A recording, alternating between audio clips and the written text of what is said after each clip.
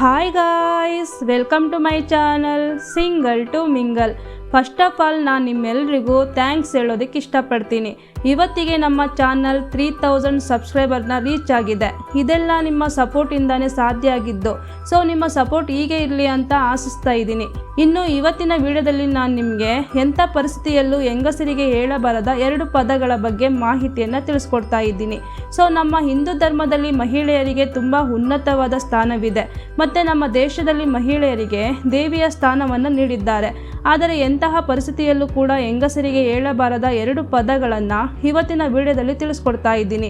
ಅಪ್ಪಿತಪ್ಪಿಯೂ ನೀವು ಹೆಂಗಸರಿಗೆ ಈ 2 ಪದಗಳನ್ನು ಹೇಳಬಾರ್ದು. ಆ 2 ಪದಗಳು ಏನು ಅಂತ ತಿಳ್ಕೊಳ್ಳೋದಕ್ಕೂ ಮುಂಚೆ ಗೊತ್ತಲ್ವಾ ಏನು ಮಾಡಬೇಕು ಅಂತ? ಚಾನಲ್ನ ಸಬ್ಸ್ಕ್ರೈಬ್ ಮಾಡಿಕೊಂಡು ಬೆಲ್ ಬಟನ್ನ ಆಕ್ಟಿವೇಟ್ ಮಾಡ್ಕೊಳ್ಳಿ. ನಂಬರ್ 1, ಬಂಜೆ. ಹೌದು, ಮೊದಲನೆಯದಾಗಿ ನೀವು ಅಪ್ಪಿತಪ್ಪಿಯೂ ಯಾವುದೇ ಮಹಿಳೆಯನ್ನು ನೀನು ಬಂಜೆ ಅಥವಾ ಬಂಜೆತನವನ್ನು ಹೊಂದಿದೀಯಾ ಅಂತ ಹೇಳಬಾರ್ದು. ಯಾಕಂದರೆ ಎಲ್ಲ ಮಹಿಳೆಯರಿಗೂ ತಾಯ್ತನದ ಆಸೆ ಇರುತ್ತೆ ಮತ್ತು ಮಹಿಳೆಯರಿಗೆ ತಾಯಿ ಆಗೋದು ಅನಿವಾರ್ಯವಲ್ಲ. ಕೆಲವು ಮಹಿಳೆಯರಲ್ಲಿ ಆರೋಗ್ಯ ಮತ್ತು ಸ್ವಾಭಾವಿಕ ಕೊರತೆ ಇರುತ್ತೆ. ಈ ಕಾರಣದಿಂದ ಅವರು ತಾಯಿ ಆಗೋದಕ್ಕೆ ಸಾಧ್ಯವಾಗಿರುವುದಿಲ್ಲ. ಇದರಲ್ಲಿ ಮಹಿಳೆಯರ ಯಾವುದೇ ತಪ್ಪು ಕೂಡ ಇರೋದಿಲ್ಲ. ಆದರೆ ನಾವು ಆ ಹೆಂಗಸನ್ನು ಬಂಜೆ ಅಂತ ಕರೆದ್ರೆ ಅವರು ತುಂಬ ದುಃಖಿತರಾಗ್ತಾರೆ. ಆ ಸಮಯದಲ್ಲಿ ಅವರು ನಿಮಗೆ ಯಾವುದೇ ರೀತಿ ಶಾಪ ಹಾಕಿದ್ರು ಅದು ನಿಮಗೆ ಒಳ್ಳೆಯದಲ್ಲ.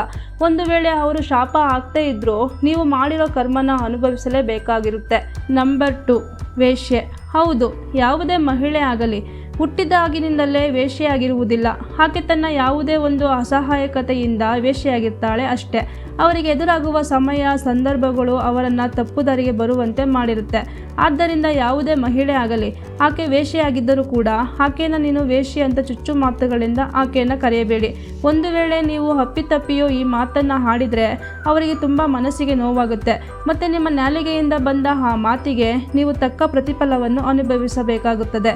ಜೀವನದಲ್ಲಿ ಒಂದಲ್ಲ ಒಂದು ಬಾರಿ ಕರ್ಮದ ಪ್ರತಿಫಲ ನಿಮ್ಮನ್ನು ಹುಡ್ಕೊಂಡು ಬಂದೇ ಬರುತ್ತೆ.